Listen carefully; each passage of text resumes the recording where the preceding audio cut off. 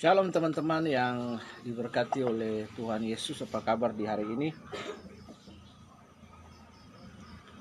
Saya percaya kasih karunia Allah yang jauh melampaui segala roh hikmat, akal, dan pikiran kita menolong kita dalam semua hal yang kita kerjakan. Nah, sahabat yang diberkati oleh Tuhan, hari ini saya ingin mengenang kembali lagi peristiwa reformasi. Jadi hari ini besok pada 31 Oktober tepat 505 tahun umur reformasi yang dikerjakan oleh Martin Luther.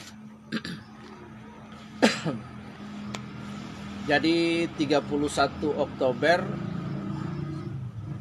1517 di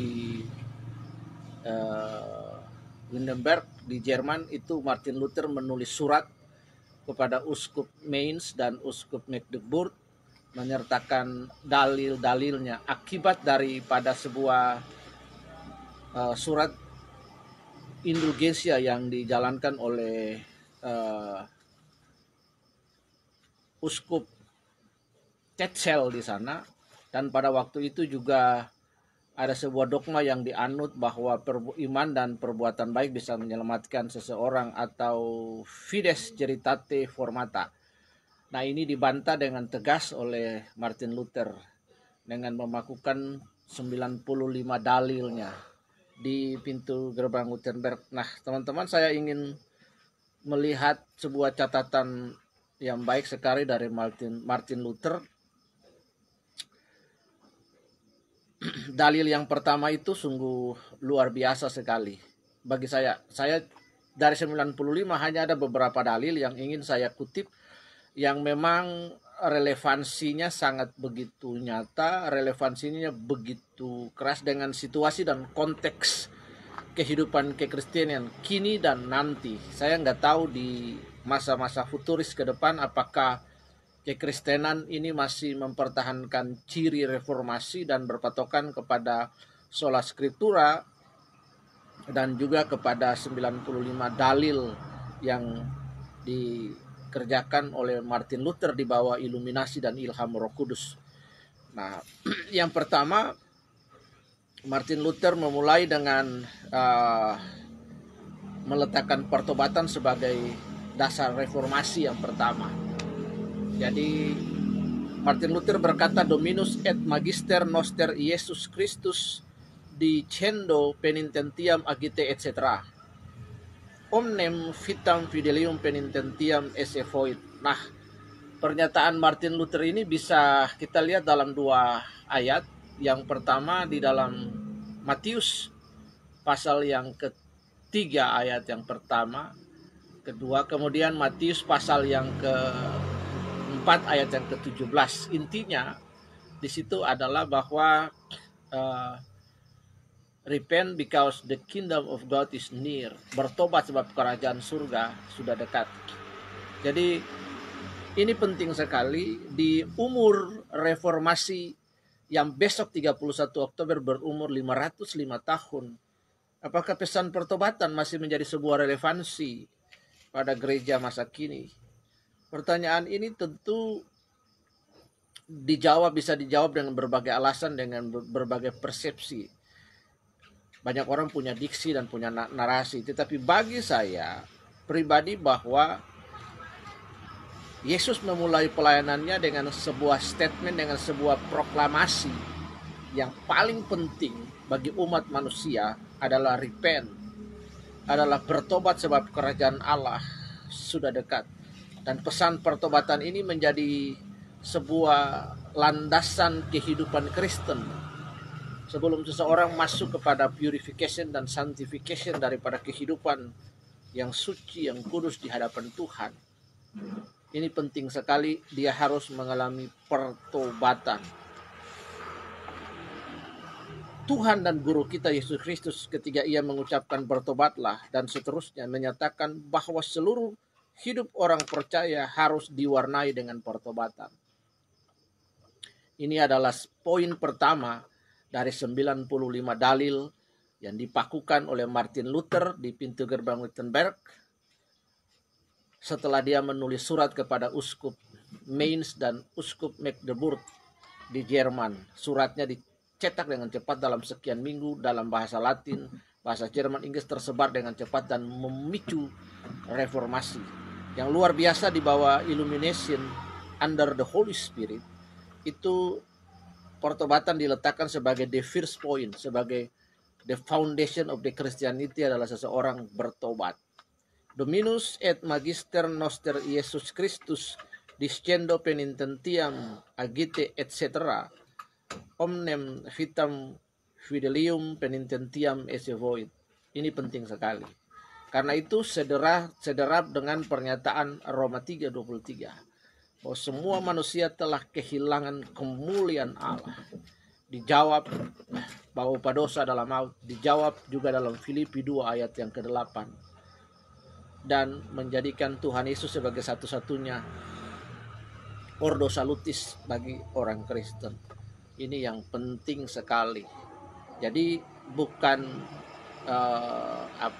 perbuatan iman dan amal baik, perbuatan itu menyelamatkan seseorang. Ini menjadi sebuah landasan bagaimana gereja Protestan lahir.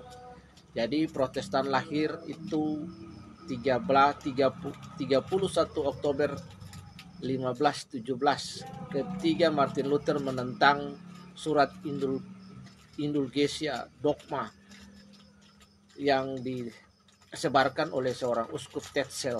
Dia membuat dalil-dalilnya under the Holy Spirit, menulis catatan dan kemudian mengirim kepada uskup Mainz dan uskup Magdeburg dan membakukan 95 dalil. Puji Tuhan, salam reformata. Dalil yang pertama dipakukan adalah pertobatan. Ini sangat penting sekali pesan pertobatan. Apakah masih relevansi dengan hari ini? Bagi saya pribadi, relevansinya masih kuat. Sebab dasar kekristenan, permulaan pengajaran Tuhan Yesus dimulai dengan sebuah proklamasi bahwa Injil adalah kekuatan Allah yang menyelamatkan setiap orang. Percaya bahwa setiap orang harus bertobat untuk dapat diselamatkan. Saya ingin membaca yang kedua.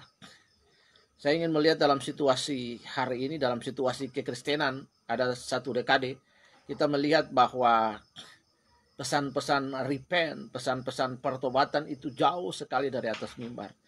Tetapi oknum-oknum hamba Tuhan lebih cenderung untuk mengumandangkan pesan-pesan pie in heaven after you die.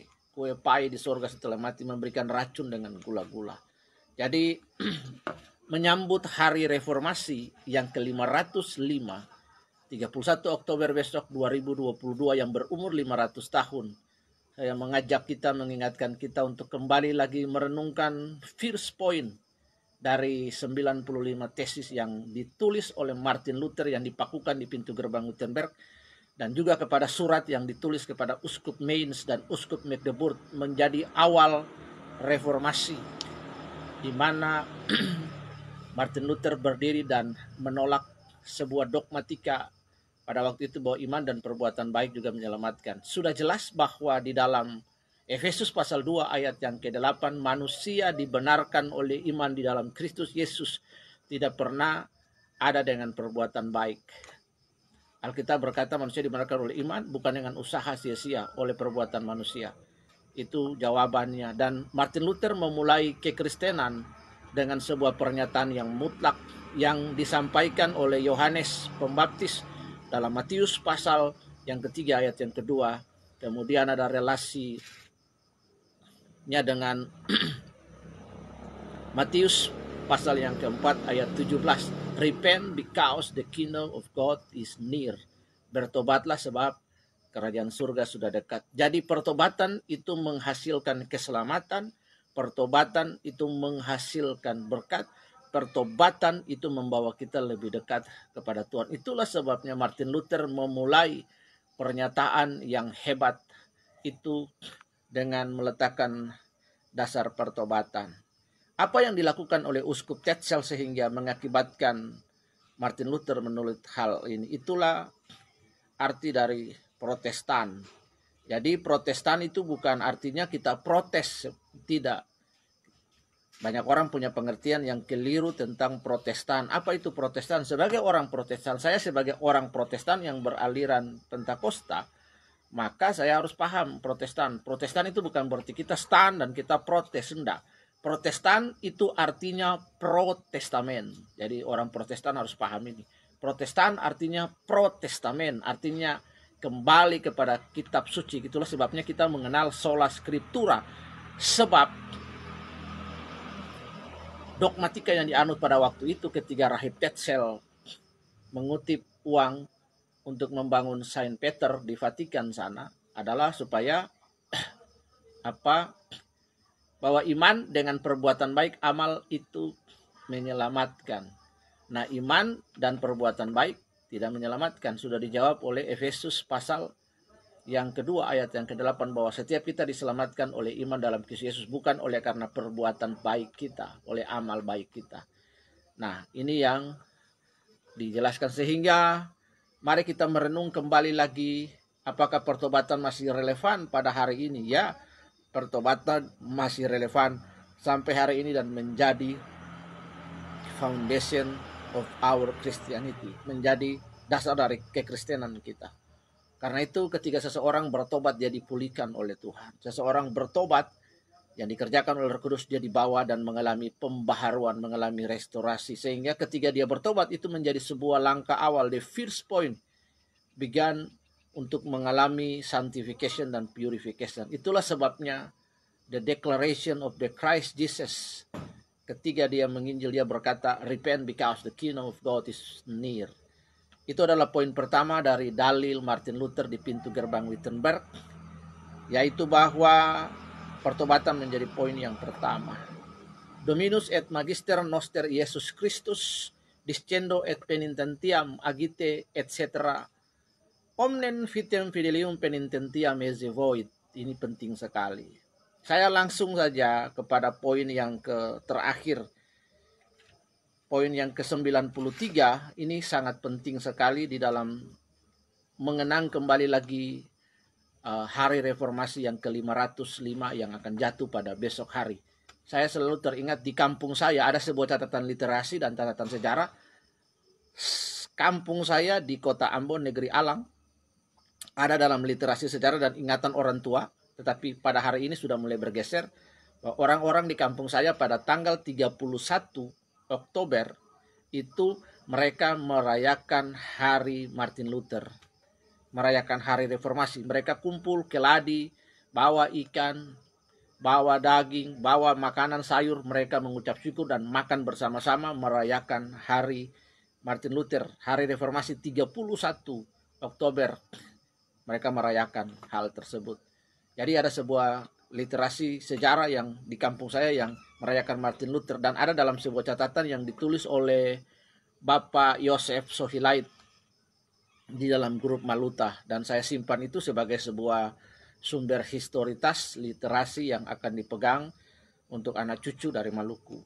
Nah, poin yang ketiga dia berkata, yang saya ambil poin-poin yang penting karena saya melihat ada keterkaitan dengan kekristenan masa kini nanti dan akan datang berkaitan dengan kehidupan Kristen, pelayanan Kristen, dogmatika Kristen, dan saya melihat ada pergeseran di mana khotbah-khotbah yang menekankan pertobatan, sanctification, kekudusan itu tidak lagi, jarang sekali dikumandangkan, disampaikan. Tetapi khotbah-khotbah yang membuat orang senang secara psikologi, orang tertawa, khotbah-khotbah persembahan, buah sulung, perpuluhan, itu yang digandrungi dan itu yang direcoki dalam otak jemaat.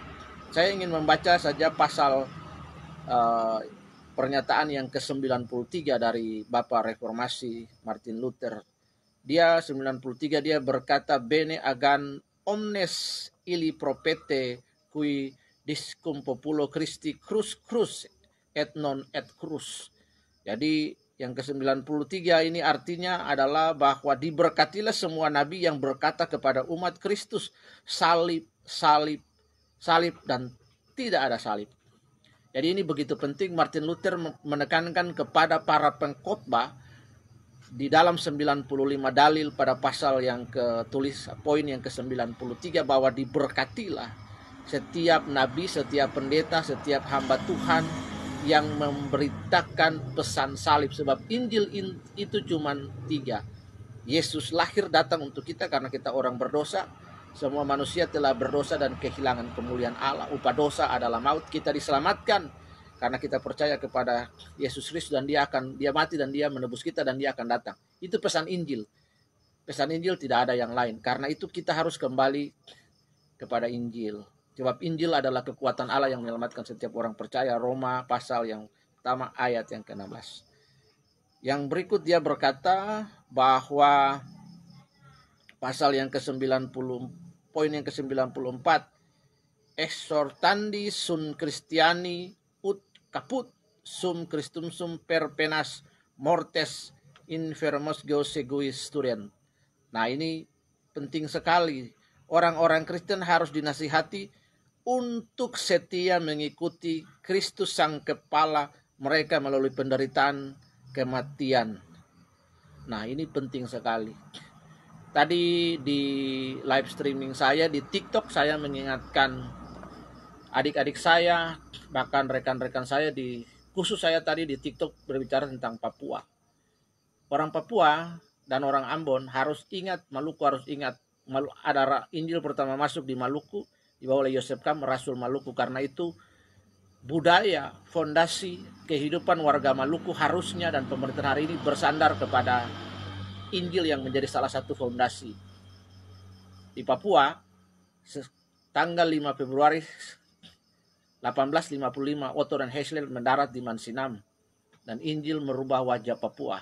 Kita mengenal istilah 3 tungku, pemerintah, gereja, adat. Lalu ada seorang yang bernama Isaac Samuel Kitchener meletakkan peradaban Papua sebagai sebuah doa sulung. Nah, ini yang harus diingat. Hari ini Martin Luther mengingatkan kita supaya kita terus ingat akan semangat reformasi. Jadi Protestan itu artinya protestamen, kembali kepada Alkitab sebagai sola scriptura, solus Christus. Tidak boleh ada yang lain. Karena itu Alkitab mengajar kita bahwa hanya Injil, hanya firman Tuhan. Back to the Bible, tidak ada yang lain. Itulah sebabnya di dalam 2 Timotius pasal yang ketiga ayat yang ke-16, segala tulisan yang diilhamkan Allah bermanfaat untuk mengajar, mendidik orang, memperbaiki kelakuan dan menyatakan dosa. Itu yang Alkitab katakan, pasagrafe theopenitos kai ovelimos pros didaskalian pros eparnotosin ten iodio kaiosuni. Jadi ini penting sekali. Semangat reformasi, karena ketika orang itu bertobat, maka ada pemulihan. Dia datang, dia minta ampun sama Tuhan, dan menyadari dosa-dosanya, maka ada pemulihan yang terjadi. Tidak ada pemulihan yang dikerjakan tanpa melalui pertobatan. Itu artinya Martin Luther meletakkan pertobatan sebagai poin yang pertama dari semangat reformasi. Karena itu gereja Protestan menekankan pertobatan, bertobat. Waktu saya kecil, saya pernah ingat bagaimana gereja di kampung saya itu melakukan doa massal. Karena ada kejadian di negeri khusus sehingga para pendeta itu mengumumkan supaya warga Protestan itu berdoa. Karena ada kejadian yang di kampung kita sebut CPCP. CPCP itu orang mati, nggak berhenti selama bulan-bulan itu. Jadi setiap hari ada orang mati di sini. Ada tempat ini 2, 3, ada di dusun ini 2, 1, dan itu seperti kutuk di negeri. Dan disuruh untuk berdoa dan bertobat, berpuasa. Bapak pendeta memakai baju toga mengajak umat berdoa. Kutuk itu berhenti. Karena ini penting sekali.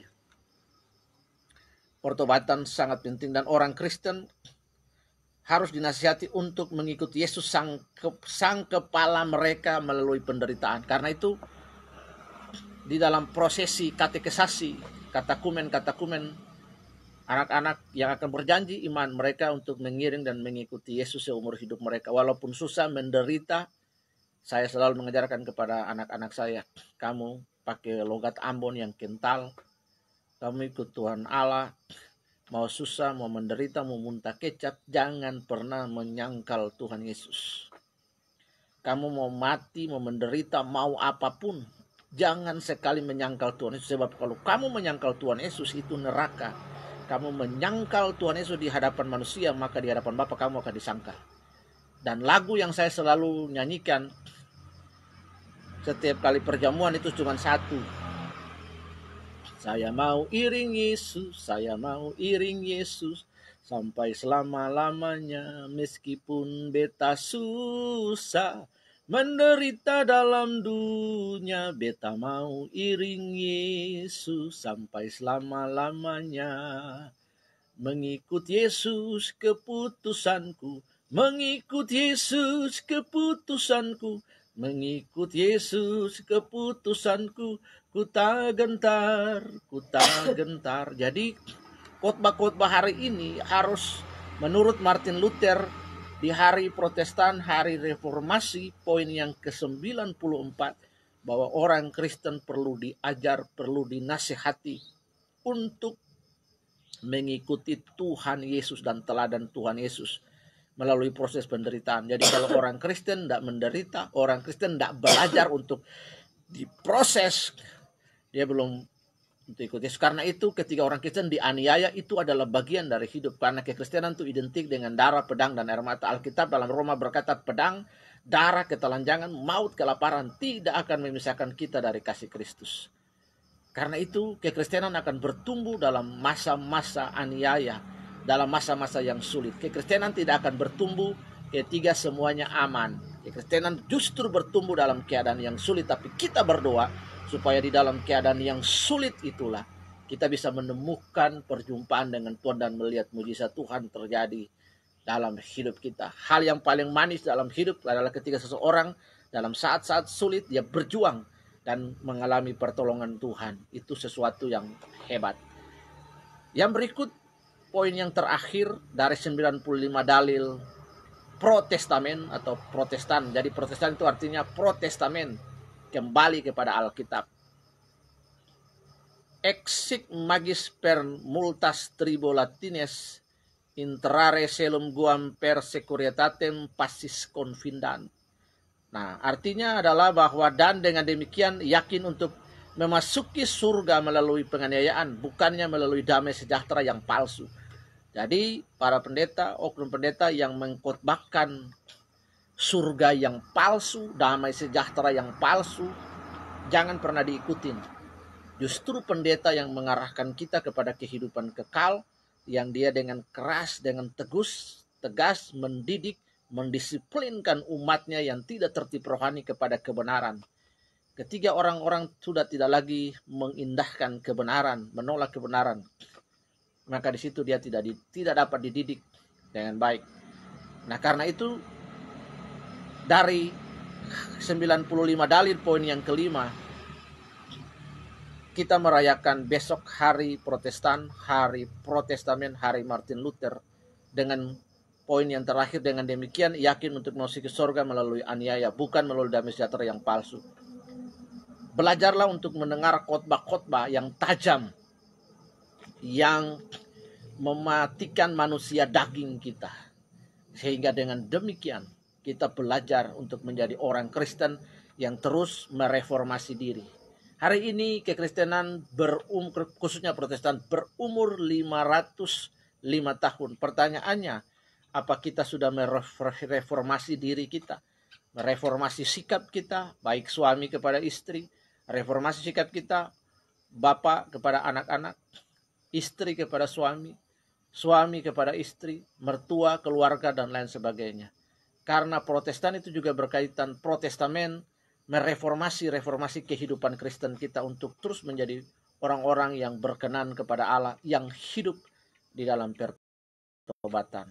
Finally, akhirnya selamat merayakan hari Martin Luther, hari Protestan yang artinya Protestamen, back to the Bible. Tuhan Yesus memberkati. Selamat hari Martin Luther yang ke-505. Kita berjuang mengingat kembali lagi apa yang Martin Luther lakukan untuk mereformasi diri kita menjadi orang-orang Kristen yang senantiasa hidup dalam pertobatan di hadapan Tuhan. Akhirnya Koram soli Deo glory coram Deo ut omnes unum sin. Tuhan Yesus memberkati kita semua. Selamat hari reformasi yang ke-505. Shalom, Tuhan memberkati. Shalom.